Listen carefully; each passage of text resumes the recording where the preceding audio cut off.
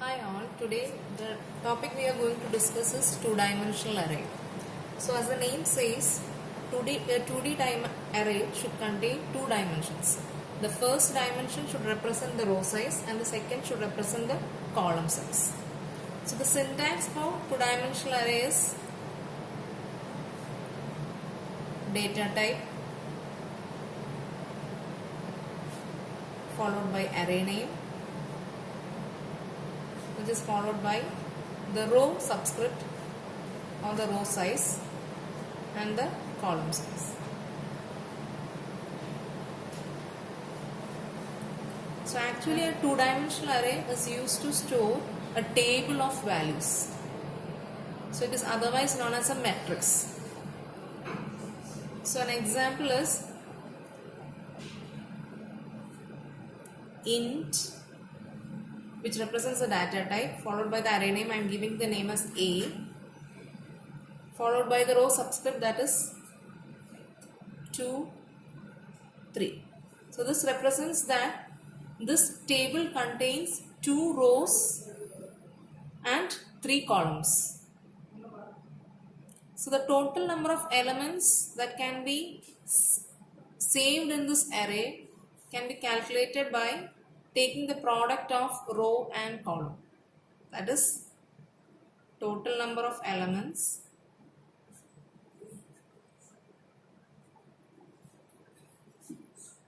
equal to 2 into 3. That is equal to 6 elements can be saved using this two-dimensional array.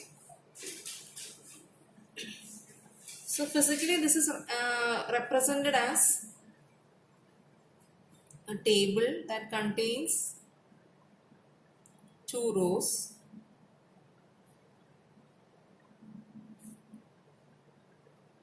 so this is row 0 and this is row 1. Always the row indexing starts from 0 and 3 columns 1, 2 and 3. So this is column 1, so column 0. This is column 1 and this is column 2.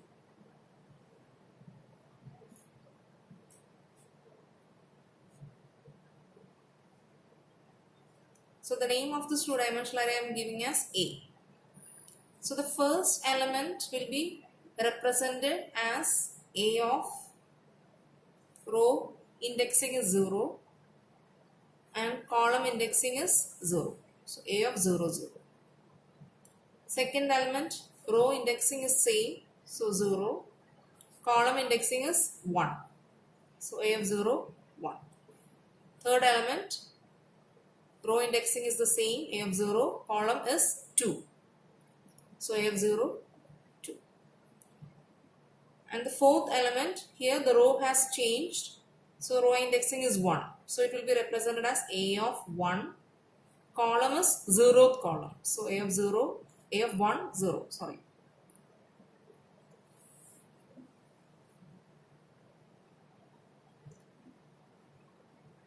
And the fifth element is represented as row indexing is 1. A of 1. The column indexing is 1. So A of 1, 1. And the final element is A of 1 and column is 2.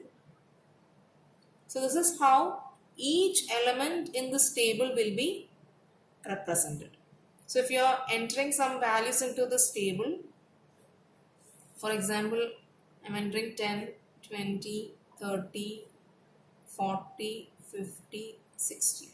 So this first element can be accessed by the name A of 0, 0. So next is how we are going to initialize a two-dimensional array. So a two-dimensional array can be initialized in two ways. One is statically and the second one is dynamically. So first we will see how static initialization is done.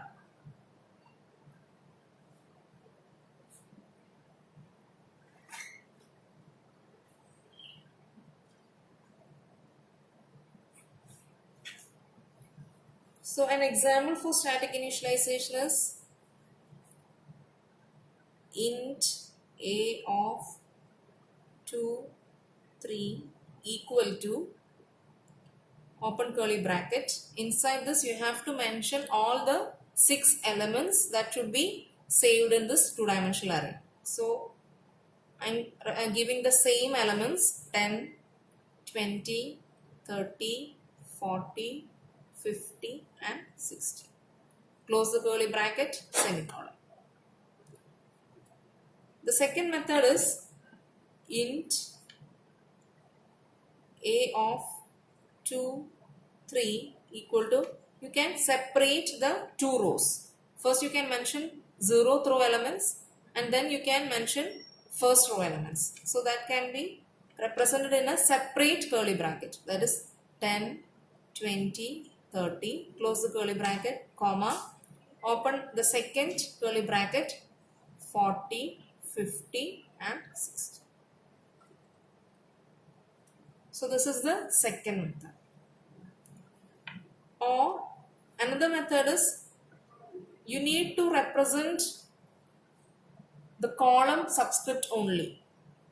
You can omit the row subscript. That is int a of,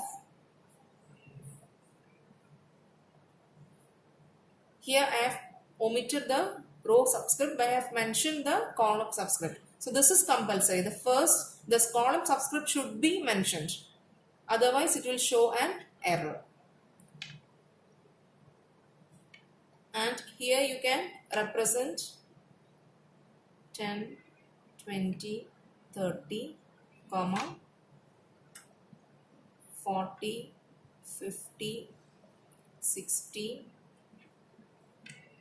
comma,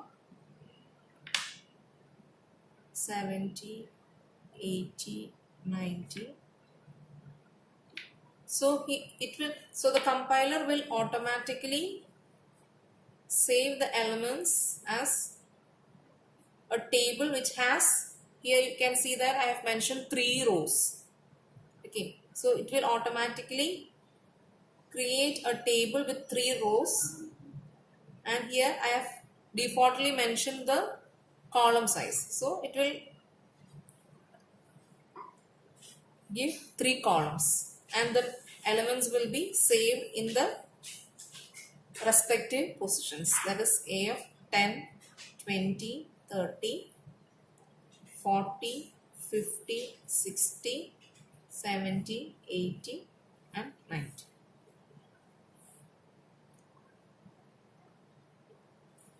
So next is dynamic initialization.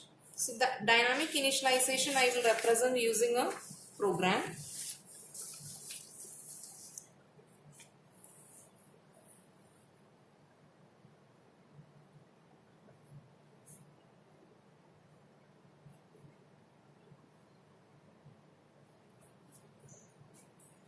So here I am going to write a program in which I am going to read elements to the matrix and display the same elements. So first you have to mention the directives.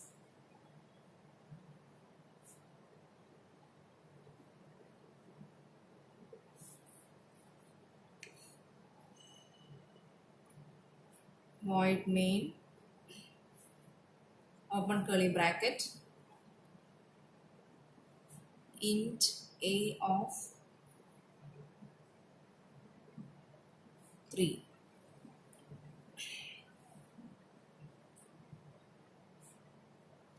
Then a variable to store the row size. I am naming it as R and column size represented as C.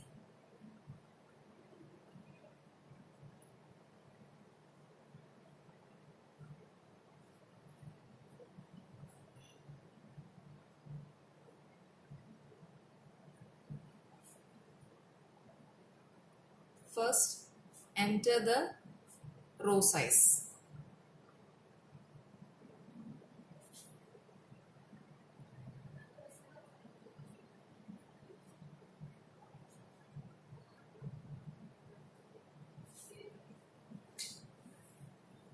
then column size.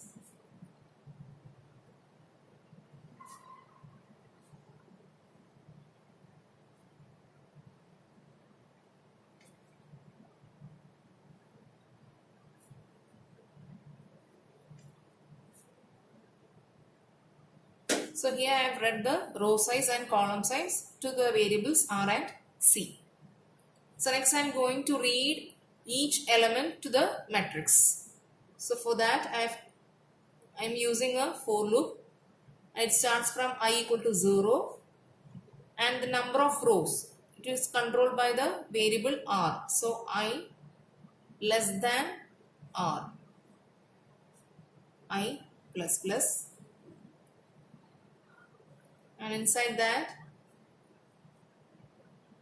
a for loop to control the number of columns, that is j equal to 0, j less than, column size is represented by c,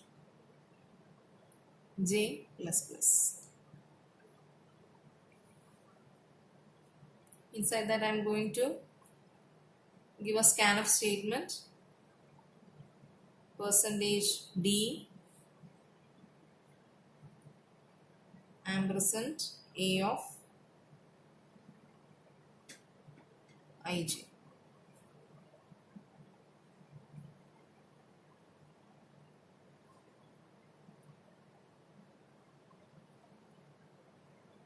So this is how you dynamically read elements to a matrix. And the same matrix you can display. I'm just displaying a message. The matrix is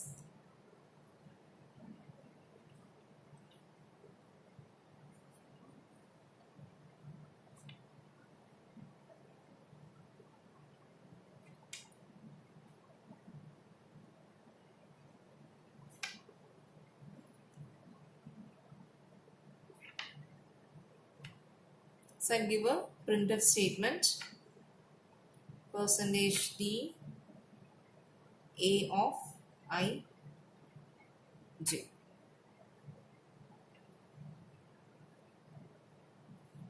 Close the main program. So while you read each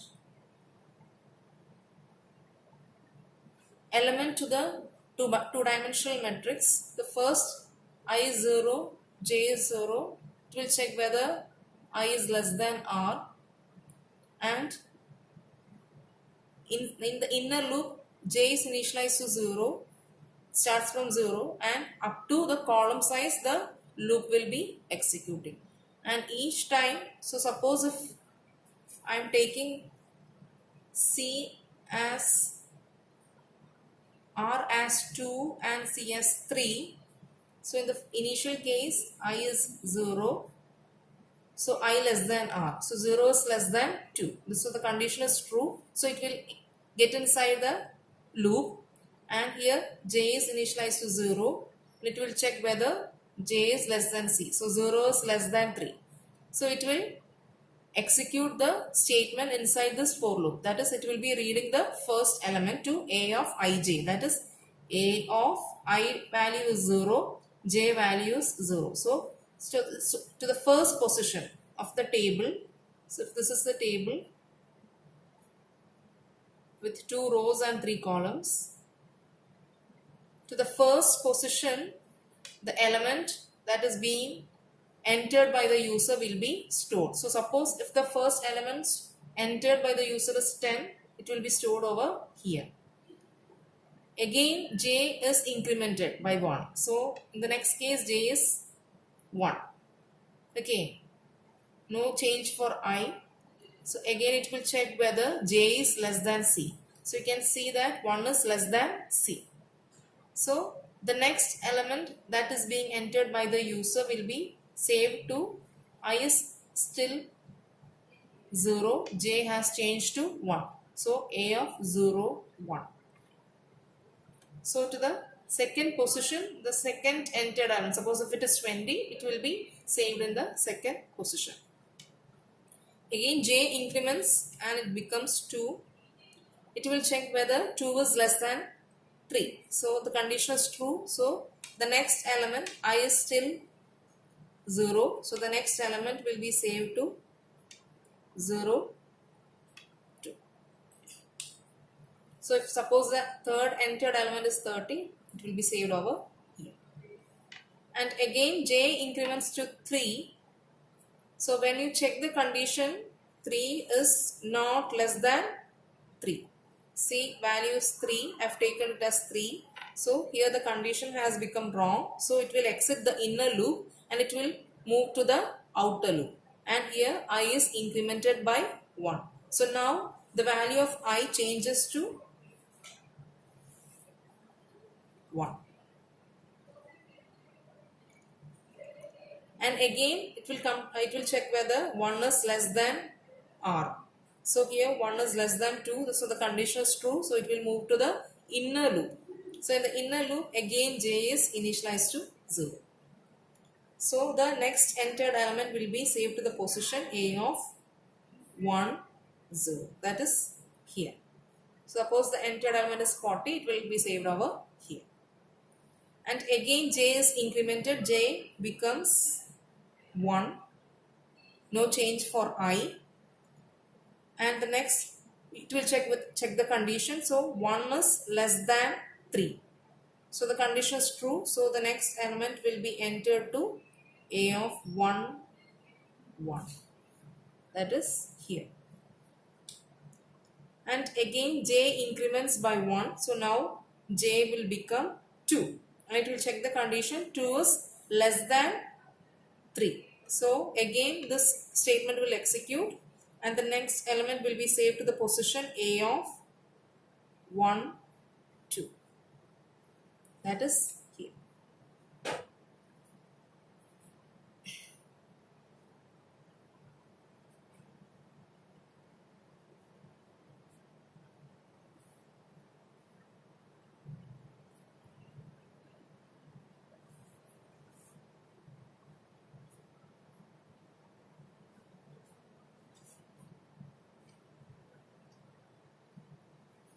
Again j increments to 3. So here when you check the condition, this condition has become wrong. So it will exit to the outer loop. So here I increments and value of I changes from 1 to 2 for the next set of iteration. So when you check, you can see that when you check the condition, I is less than r. So here value of I is 2, r is also 2, 2 is not less than 2. So it will exit from the outer loop and the entry of elements to the matrix stops. The matrix is displayed in the same manner. So this is how you do a dynamic initialization. So with this we are stopping with the introduction of two-dimensional array.